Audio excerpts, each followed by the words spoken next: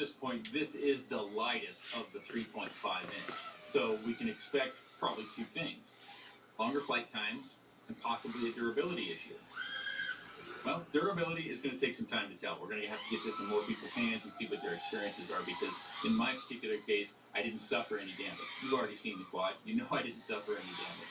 My crashes were all pretty minor. I didn't do true crash testing, as you may have seen on the channel a few times. But this flight is going to come in at over 6 minutes on that 720 milliamp battery. Now, I don't have a lot of experience flying that 720, so I'm not endorsing that. I need to get it on some different quads and kind of test it out to see how it responds to quads that are heavier and possibly require more power in order to power them. I'm thinking of a traditional 3-inch that has, say, a 1407 or 1408 motor, or even a 15 or 16 something motor. I need to get those heavy-duty powertrains on the battery before I have a good feeling about whether that battery can stand up to it. But in this particular case, I think it's pretty well matched for this quad. Like I said, 6 minutes flying like this in my backyard. I am not carrying the naked GoPro at this point, though.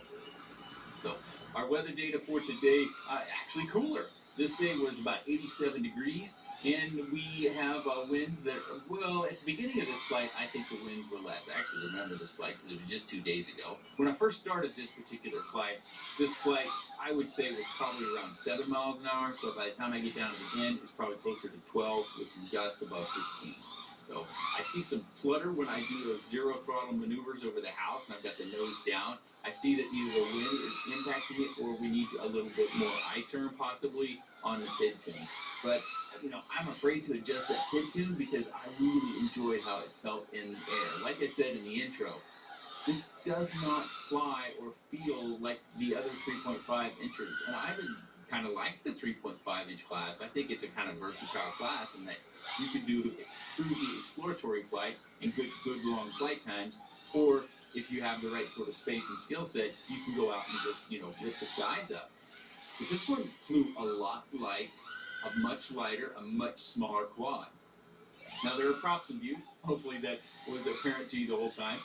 You have to decide whether props in view is something that you just can't handle, or it doesn't bother you at all. If you just want a good flying quad, you don't care about the props in view, that's a choice that you have to make.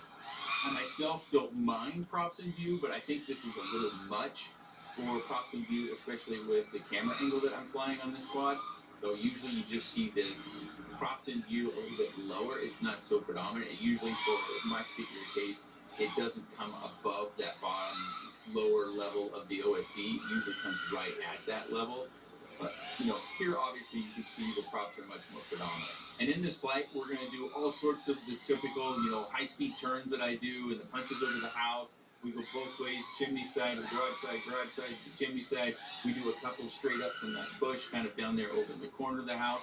And it was such a fun experience to fly. I was just really happy. Now, I will warn you, and I said it in the intro, hopefully you didn't miss it, there are two versions of this, the Express LRS as well as FrSky, but that is SPI. And I would not get that if you're looking at doing the SPI. This quad is fast. It's larger, so you're going to be able to run it out further, I would think, in many cases. Maybe you fly in your backyard is the same space as mine, which I thought was a lot of fun. But if you get beyond my yard by too much, you're going to have issues probably with that SPI receiver. And I've been a huge advocate of Express LRS, and hopefully you've either got Express LRS equipment en route to you, or you've already got some you can bind up to this. Finding an SPI Express LRS receiver is pretty easy. You just go into the Betaflight page, you go to the receiver tab, there is a bind button on the receiver tab that activates the bind command. You can also do it from the CLI by typing bind_RX, and then you bind on your radio. Easy peasy. You don't have to flash the SPI receiver because it's Express LRS, it's on the board. You just bind it up, and it'll work. It did for me. I'm flattered for it. Don't have to flash the SPI receiver because it's Express LRS, it's on the board. You just bind it up, and it'll work. It did for me. I'm flying it right here. But really interesting that they went so light. We've got, if you're into staying under that 250 gram weird number that we've kind of been thrown out in this hobby, you got a lot of overhead. Can it fly with one of the heavier GoPros? Sure. But it's going to change how it flies. I'm flying it right here as you see it without any GoPro. So if you add, say, 30, 40, 50, 70 grams, it's going to change the flight characteristics, because that's probably, what is that, about half? If you get I think the new GoPro Hero 10 leaked, and I think it was coming in over 60 grams. So that's almost half of your all-up weight, or a third of your all-up weight. So it's going to affect the flight time and the flight performance. For me, I wouldn't put a naked GoPro on it unless I was out doing that exploratory cruisy flight. And we will look at my cruisy flight. It's actually, the flight I've chosen for that came as a storm was rolling in, and it was pretty interesting because you can actually see the ring of the storm cloud. Okay, here's my exploratory flight, and you can see that storm right out in front of us. I don't have any flight audio for this one. I was in such a hurry to get this flight in before those clouds got to me that I didn't get my camera out. So I apologize. You can hear me much more clear probably than you can over the bug noise you might be used to hearing, or the mower noise that you might be used to hearing on the channel. But I'm just going to be cruising this out and around and getting some GoPro footage. And I thought that the cloud storm, as you can see it's kind of in the distance here, but we'll scoot forward in the flight. And later on, you'll be able to see that ring, that I don't know my weather terms, I don't know my cloud terms either, but that ring moves substantially closer to us just during the short period of this flight.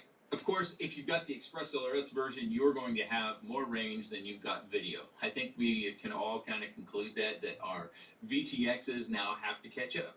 We have control link that can allow us to really stretch our quad legs and go places that we maybe didn't go before. I know Crossfire and Tracer and Ghost and those protocols have really good range as well. But at this point, Express LRS for me is the way to go because of the cost, the performance, the packet rate, all sorts of options to buy different sort of Express LRS equipment.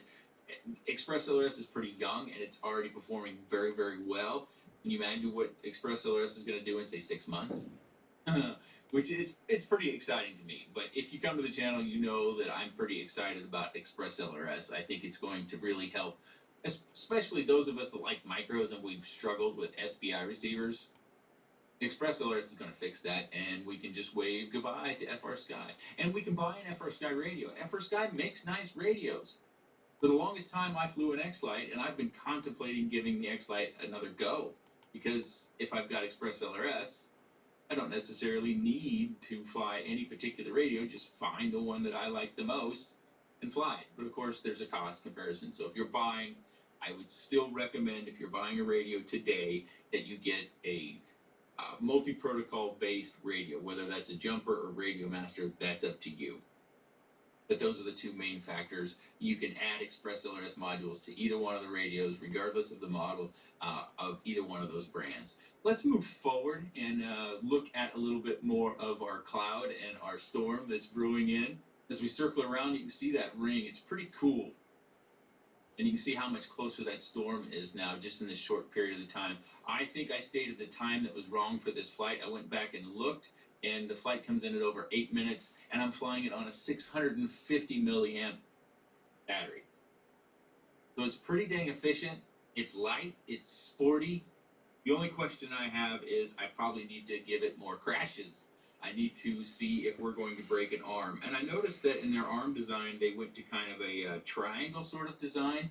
Now, I'd heard, if you're not aware, Chris Rosser, he is an engineer, has started the YouTube channel, and one of the things that he had talked a lot about, or I've cut snippets of his, but he really talks about frame resonance and having these kind of triangle arms and really helping for that. One of the things I didn't cover during my flight, I kind of forgot, I just now referenced my notes again, is even though this is BLHeliS, they flashed this with ESC firmware that allows you to run RPM filtering. So that's part of the setup, the Betaflight configuration. Also, I've probably mentioned it in the quick roll, but we have this OpenVTX, and the cool thing about that is, there may be other cool things. I'm not really up to date on OpenVTX, but you don't have to go in and set the protocol for a particular version, whether that's Tramp or not Tramp or smart audio. This works with any of them. So you can just, this is from my reading, not from my experience. This is the only one I've experienced. You can select the smart audio version or protocol for any of them and it will work, whether it's Tramp or smart audio. And that's pretty cool. I think there'll be other developments. I can't imagine something being open and there not being more developments for the hardware. It's kind of one of the mantras of being open is future development is impending. You will have to look at the VTX performance in my flight, and I'll play the longer flight that I was out cruising around so you can see some of the analog data from the camera. There is an HD version of this one that, you know, it's listed with the Caddx Vista and the Nebula Nano. You know, it's going to have to be a nano camera because the plate, the width just isn't wide enough to get the Nebula Pro camera, which is the 19mm camera. So this has got the 14mm camera in it now, and if you got the Vista or DJI version, it would have the Nebula camera in it. Nebula Nano, excuse me. So you might get that if you want, you know, if you have a DJI radio and goggles, you don't have any other radio or goggles, then that might be the one you want to get. And, you know, it's going to change the weight too, even if you don't fly it with an HD camera mounted on top. You know, the Vista is going to add, what is it, like 12 grams, maybe as much as 15 grams. So you wouldn't have the Open VTX, and you wouldn't have the Caddx, and so you would just have the Vista and the Nebula Nano camera. So your weight, while some of these components would be removed to offset that, your weight does go up. Of course, that is also going to change the flight time and flight characteristics, but less than if you were to, you know, fly it with a stock, you know, new GoPro Hero 10 that might be coming out any day now. I've noticed on the frame, if you're looking at the frame because you're interested in it, that we do have other mount points. I mentioned in the quick roll how excessive this battery strap is. Let me show you that while we're looking here down. That's good in the video description, but it's about $140 for the analog version. Only weighs about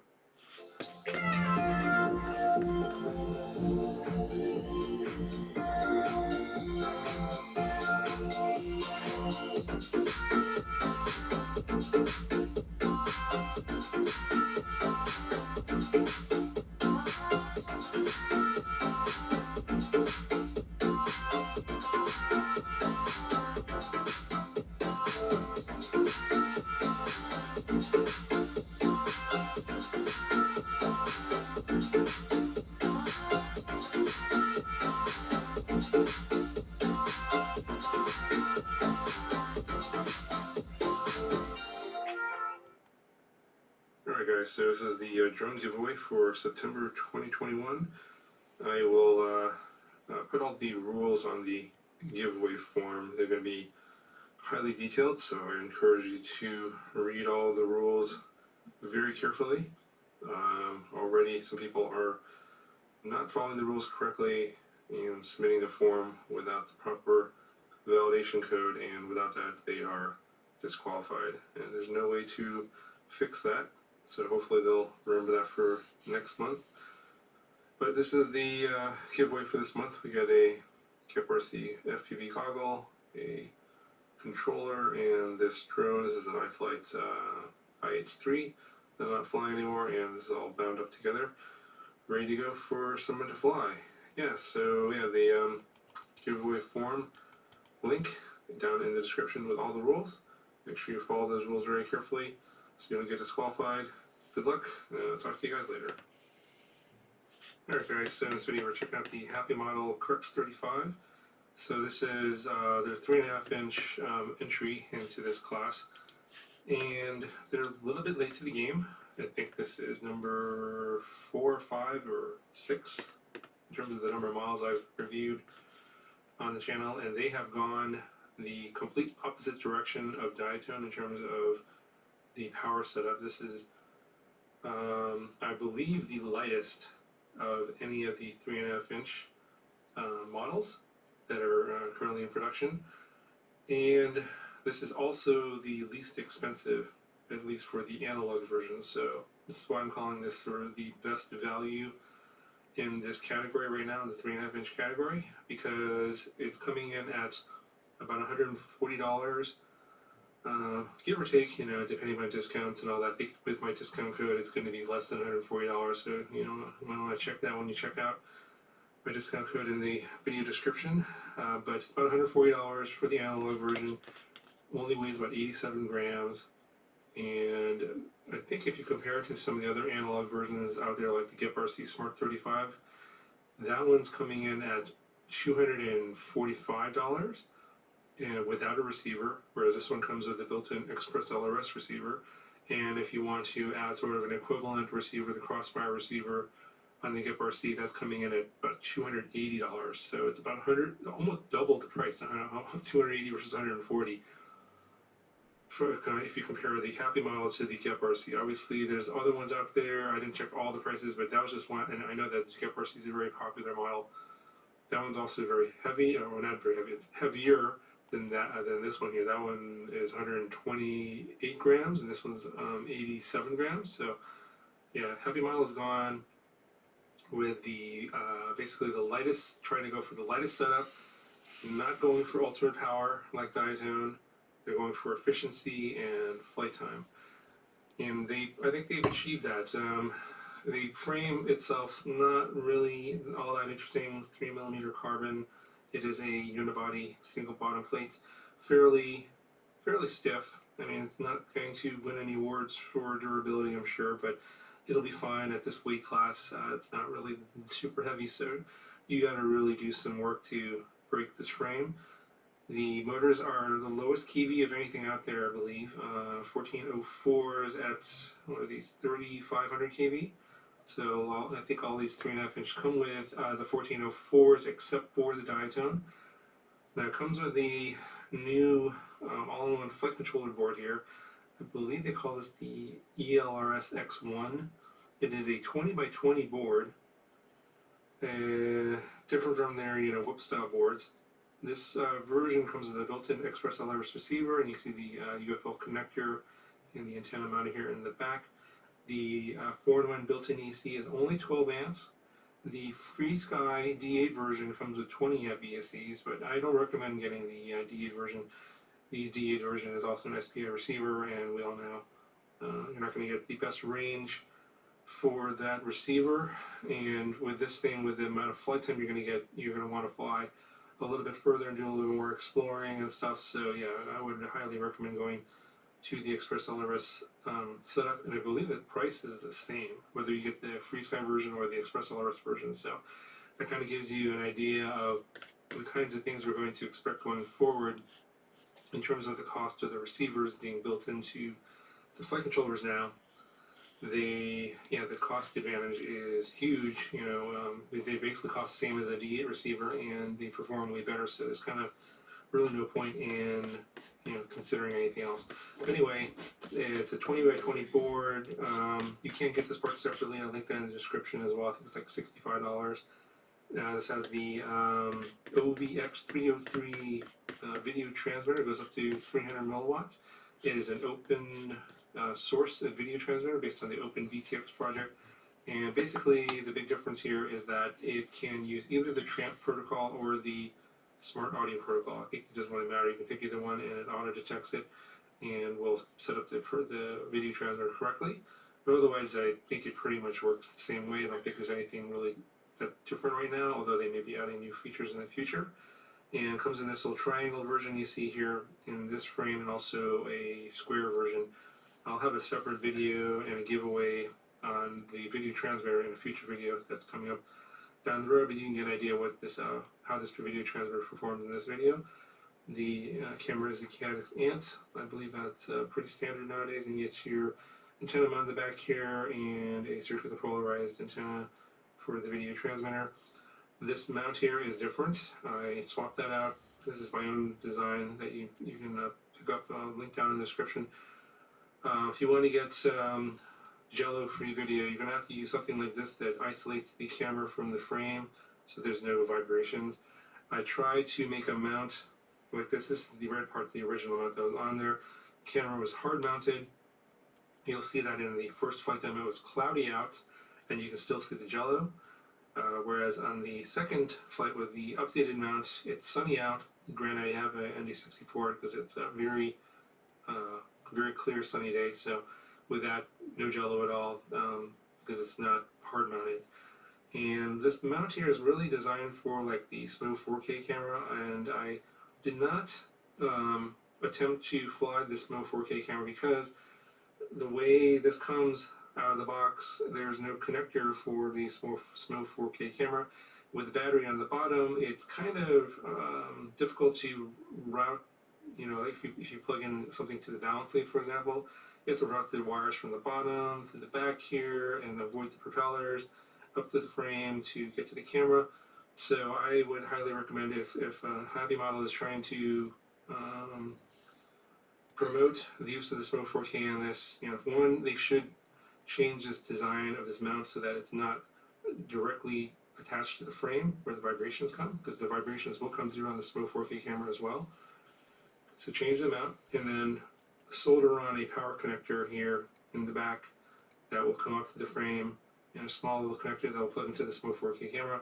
You know, it's a four pin connector. Doesn't cost anything, and so I'm really surprised that they didn't do that, because a lot of vendors do that out of the factory. They do have a photo of it, you know, mounted to this, you know, as a promotion photo, but it just obviously I don't think they actually used it.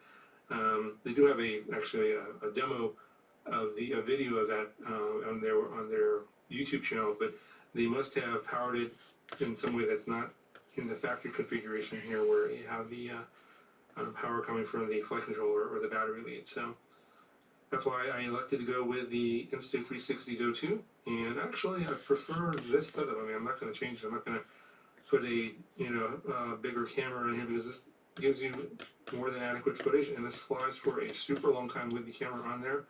I did fly with this 4650. It's a really old battery that I've had for several years, and it's got like, you know, several hundred flights on here. But even with this being a really old battery, because this is such a low power hungry power setup, it really is efficient. So if you have old batteries and you want and you don't want to buy new ones, get this model instead of the other ones, because the other ones are going to draw more power and you may have to get new batteries. So this one is going to be very battery friendly and probably not as picky in terms of the battery you're going to want to get. But let's see here how much this weighs. So it's 87 grams. That's the weight with the stock mount, but I'm going to show you what weight is with the camera attached here. So this is with the Insta360 Go 2 and the ND filter, 117.4 grams. And then all up weight as I flew it. Getting all this on here is kind of tricky. Yeah, 194 grams, so you're way, way, way under the 250 gram limit, whereas a lot of the other setups out there are coming closer to the 250 gram limit. Now granted, a lot of the other ones that I have reviewed are the DJI versions, and the DJI version of this is about 21 grams heavier. I think it's, what is it, 87 versus 108, so that's what's listed on the product page. So, yeah, of course, DJI versions are always going to be heavier, so that is going to have an effect on your flight time. You may want to go with a little bit bigger battery in that case to make up for that flight time.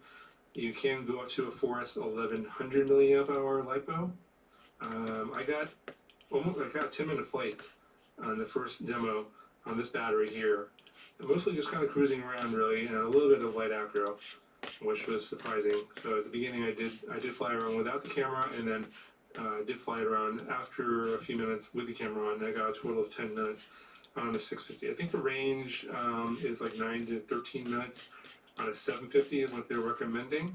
So if you go with an 850 or even something bigger like 1100 Forest, you could probably squeeze out a 15-minute flight on this if you really wanted to, because it's a really, really efficient setup. I think, again, they went with the HQ props, the 335/20 props here. Very efficient, low pitch prop, a good match for this motor. Now this is probably, in terms of acro performance, it's not as good as some of the other ones with the higher kV motors, a little bit more power, maybe a bigger ESCs.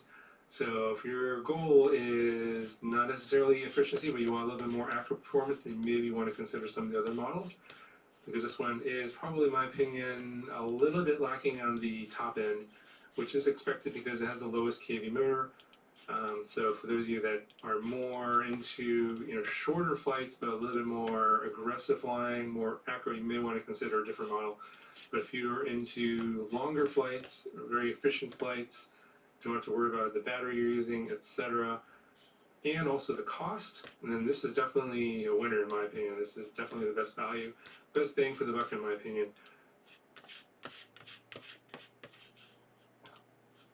Everything that you need to know about making your own 3D printable components. Skillshare is ad-free and only costs $10 a month. The first 1,000 people to click the link in the video description will get a 1-month free trial of Skillshare. Today I'm going to be taking a look at the Happy Model Crux 35 HD0 edition. I know this one's been out for a while now, so you are probably wondering why am I reviewing it now? And the answer is simple. Fat Shark ditched HD0 and stopped making the video receivers. But today, this turned up, which is HD0's own video receiver. So now I can have a play. I'm really happy to see some HD0 Bynum flies being released, because to me it legitimizes the system a little bit more in that this is something that a lot of people want. And a lot of people are flying the system. And if you don't think that is true, then you might be surprised when I'm doing my review of HD0's new video receiver. Onto the quad, and it's an interesting one, because it comes in a 3.5-inch race quad format with the back but it's really light at just 93 grams without a battery. So, is it a race quad? Well, I certainly don't expect it to match the performance of the old beefy 3-inch quads such as the Diatone 369, but I don't really see it as a toothpick or twig either, because it's a bit big for that and it takes a 4S battery. Is it a freestyle quad? I mean, it comes with an action camera mount for something like a Cadex Peanut, but you're going to need to have a crazy camera angle on it to get the props out of shot. So I'm going to leave this one to you guys in the comments. What do you think its purpose is, other than I'm sure it's going to be a lot of fun to fly nonetheless? The frame feels really rigid for its weight, so I'd be interested to know from you guys as well, who have had it longer, how does it stand up in a bad crash? One thing that I'm not a fan of is that they give you 2 foam battery mats, and from my experience, foam has no effect at all in stopping your battery from ejecting in a crash. Although there is some grip on the strap itself, I just think a rubber mat would have been better. The quad comes in a nice carry case, however when you receive it, the 3D printed antenna mount has been unscrewed on purpose so that it fits in the case and doesn't put too much stress on the antenna. It also doesn't fit in there with the props on, which is a bit of a pet peeve of mine, because who wants to take all of the props off and then unscrew the antenna holder after each flying day? The camera is probably one of the biggest things to talk about when it comes to the HD0 system. It's the Runcam Nano made specifically for HD0, and it's a fully fledged digital camera, unlike previous cameras for this system that were analog cameras spitting out analog looking type footage, making people say a lot of negative things about the system. And the camera is mounted perfectly with these carbon fiber side plates, so any jallow that I get is probably going to be down to a tuning problem, a bent prop, or an unbalanced motor. The video transmitter is the HD0 Whoop board with a max power output of 200 milliwatts, and out of the box it comes set at full power. Now the Whoop board doesn't have smart audio, so you can't go into the Betaflight menu and change your PIDs, for example. But you can use a combination of stick commands and change settings on the video transmitter, such as the power output or what channel it's on, and I would strongly advise to go in there and set it to 25 milliwatts when it's not armed. Otherwise the VTX will overheat and just turn itself off within a couple of minutes of having no airflow to cool it down. The motors are Happy Model branded 1404 3500 kV with push-on 3520 HQ props, which you get a spare set of.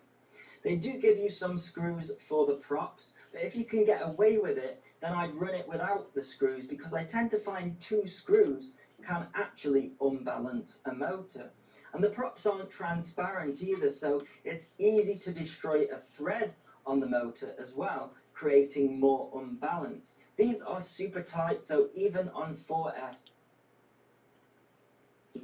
Jallo through to the video feed, again sort of reassuring and confirming that, you know, if you don't need to use those prop screws, then don't, because I think that's actually land, and then I want to do another test.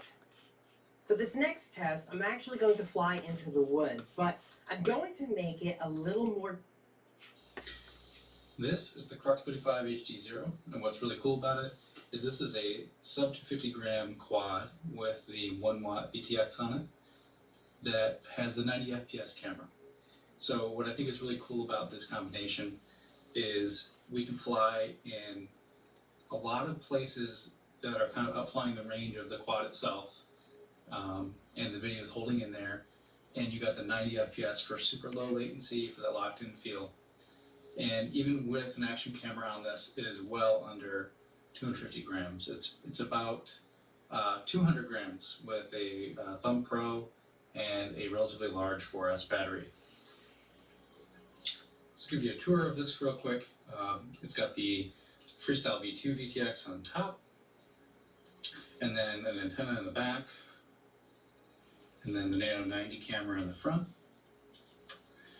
And then there's an AIO on the bottom, 20 by 20, that runs these Happy Model 1404 3500 kV motors, and then 3.5 inch HQ props. This is a great thing to grab if you're looking for sub 250 with good range on HD0. Let's take a look at how it looks in video. Alright, right into the flight footage with this, because I really want to show what this thing can do. For me, it flies so great. It's very agile. I can fly around real tight around my property. You don't need a huge space to fly this type of drone, and that's what I love about it. It's also really, really quiet, because it's so light and the props are kind of big. So this is like a, honestly, kind of a lightweight tiny trainer, if you take into account that the props are bigger, but the weight is pretty similar to a tiny trainer. And of course, we've got better video range on this than the tiny trainer, because on the tiny trainer, we're using a 200 milliwatt VTX, and on this Crux 35, we're able to fit the Freestyle VTX in at 1 watt. So I'm able to fly pretty confidently everywhere around. It's cool having this amount of VTX power on a platform that's a similar size to a tiny trainer.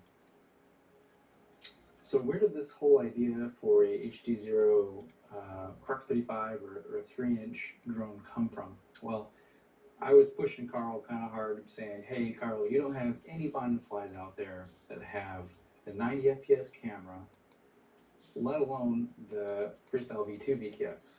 And really the sweet spot with HD0 is going to be these 3.5 inch drones, and that really, really fast 90 FPS camera that's going to give a really good mix of range that the system has and agility of that new camera. And that's exactly what this is. And I think this is the sweet spot. So you got tiny loops, of course, where you're going to be running something like the Nano V3, and then you have the Freestyle VTX. Does certainly work in a 5-inch. I do like flying it in a 5-inch, but more and more and more, I'm flying the 3-inch size, a 3.5-inch size drone by choice, not because I have to. And that's because I could fly to more places. It's super fun. It's more safe to fly around people. It's quieter. So there's all these benefits. And, you know, getting more usable range, I guess you'd say, out of the Freestyle VTX by kind of shrinking down the area that you're flying in, it all just makes sense.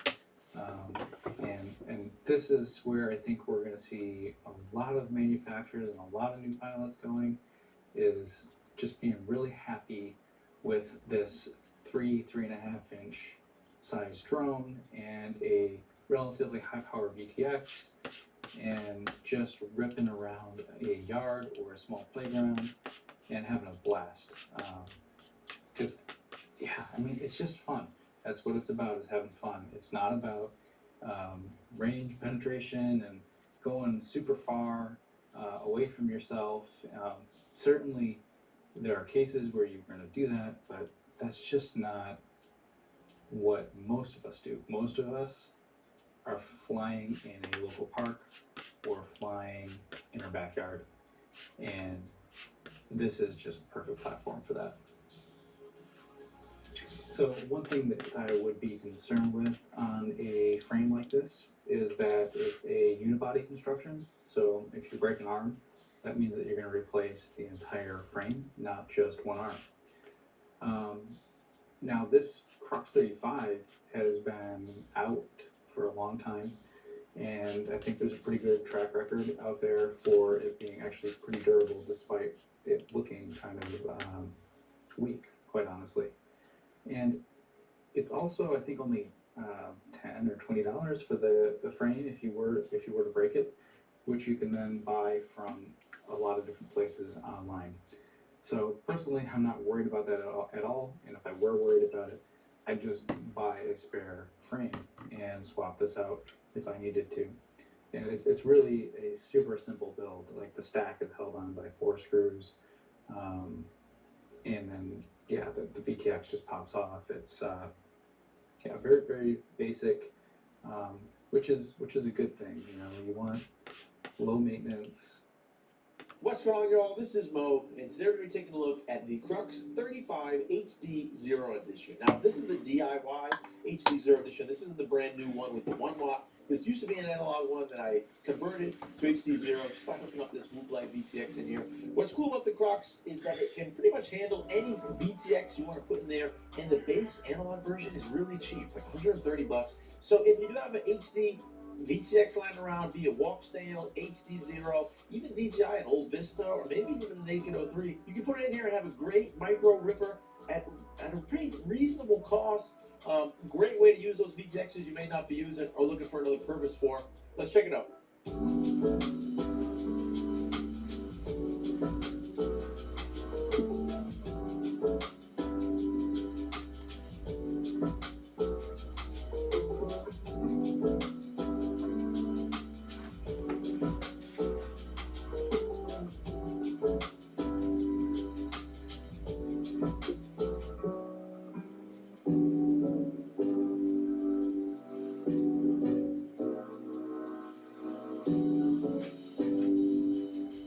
Alright, let's take a look at some flight footage quickly. Now, I am no stranger to the Crux 35. I put in a lot of packs on the V1 Analog Edition and the V2 Analog Edition. The main difference between those being they changed the FC up a bit, and the stock tune on the V2 was a lot better than the V1. That was my really first impression when I got it. But everything else remains the same. This is a V2. I just removed the analog VTX out of it.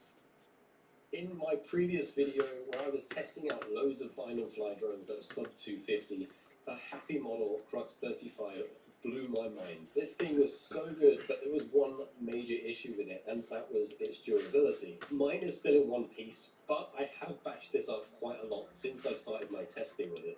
And I think it's only a matter of time before something breaks on this. But this upgrade will hopefully solve that issue, and for $30, plus like a few 3D printed parts, this should be really good. The upgrade I'm talking about is this.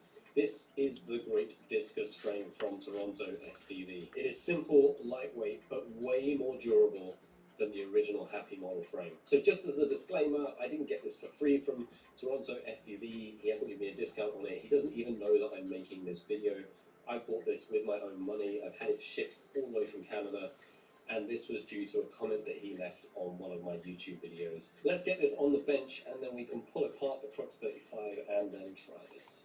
But this isn't the video that I was supposed to be making today. I was supposed to be doing a completely different build video, but when this arrived, I thought I could put this together really quickly. It should be pretty easy. So yeah, that was me about a week ago when I was young, naive, and thought that this build was really going to take 30 minutes. But in reality, this was actually a long journey of discovery, learning new skills, problem solving, and eventually triumph. So I'm not going to bore you with all of the details of how I ended up having to learn how to 3D model, to design and create 3D printed parts like the camera mount and the antenna mount, and then went through various versions of this until I got it right, or how I had to assemble this in various different ways to try and make things fit correctly. All you need to know, it was like doing a Chris Ramsey puzzle, and it was really enjoyable to work this out. And so now, with the magic of YouTube and editing out all of the mistakes that I made in trying to transfer this over, I can show you the quick and easy way of doing this upgrade to the Crux 35. And I stand by my original statement. Now that I know the solution, I can honestly say this will take about 30 minutes, even if you have no build experience. And yes, I've been flying this around, and yes, it retained all of the cool parts about the Crux 35, and yes, this is worth the upgrade. But with a bit of editing magic, let's go to the bench and I will show you how to upgrade your Crux 35 very quickly and very easily. So this is what you'll need. You'll need a Crux 35. I have the DJI RunCam Link version that I'll be using for this video, but if you have the analog or HD0 version, this build should actually be easier, but you'll need like slightly different parts and slightly shorter standoffs, etc. You will need the discus frame and the 25mm standoffs. For those of you who are more advanced, if you're planning on stripping the Vista naked, which I will probably do in the future, not only will you save a bit of weight, you should also be able to use shorter standoffs, get that center of gravity a little bit lower, and you may not need the adapters that I will be showing you in just a second. You'll also need 4 M2 by 14mm hex bolts. These are for attaching the DJI Vista, as the originals are a little bit too long and won't fit in the new frame. A 3D printed camera mount, which I spent a week modeling different versions of this, but then I realized that my Flywoo Firefly had one that fits this perfectly, and it even protects the camera as well. I will leave a link to that below in the description. You'll need this 3D printed antenna mount I created specifically for the Vista antenna. Yes, it looks like you should be able to use the original, but the spacing is different on the side of the frame that we're using. You'll also need this stack adapter, which will allow you to mount the Vista on top of the AIO. And these aren't necessary, as you can use the original nuts that are on the Crux 35, but I prefer to isolate the AIO with these 3D printed spacers. Also not necessary, as you can use the bolts on the original Crux 35 to do this, but I use these M2 washers to tighten down the AIO. You can also use a 3D printed version of this, which I'll leave a link to down below if you want to use that instead. I would recommend printing these arm guards to protect the arms and motors in a crash. The only other thing that you're going to need is a battery strap and a battery pad. You can pull these from the Crux 35, but for me, I'm going to use this one from Beta FPV, and probably some Omegrip or the Flywoo equivalent, which is also a sticky pad. The tools I use for this upgrade are a 1.5mm hex driver and a 2mm Phillips head screwdriver. It doesn't need to be a 2mm driver, that's just what I've got, and it works. You just need something that's quite small, because some of those screws are quite small. You also need a pair of tweezers. They don't have to be like these ones, just anything that you have would be good for some of those tiny fiddly bolts if you have big sausage fingers like I do. So basically we are going to unbolt everything from the Crux 35.